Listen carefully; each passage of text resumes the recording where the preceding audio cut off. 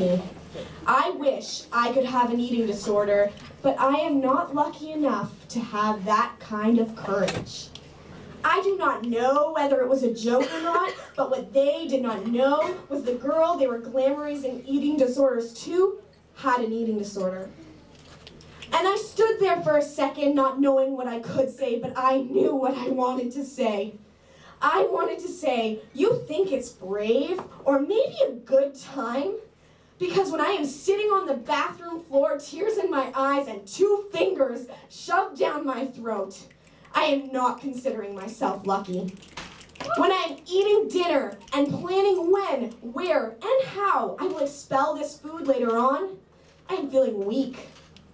When I'm sitting on my bed saying, tonight I won't do it, tonight I will be strong, but I still end up hunched over the toilet, I do not feel courageous, I feel like a coward.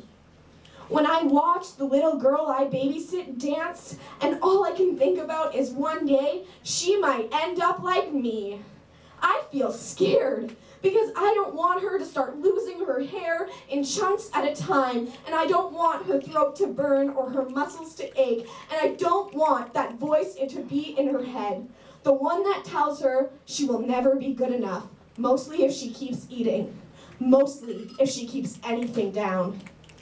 If you think it's lucky to hate yourself every moment of every day, to hate yourself because you ate too much, and then hate yourself because you vomited it all up, to never make a right decision when even one bagel for breakfast can no longer stay down because every calorie is a bad calorie, you are wrong.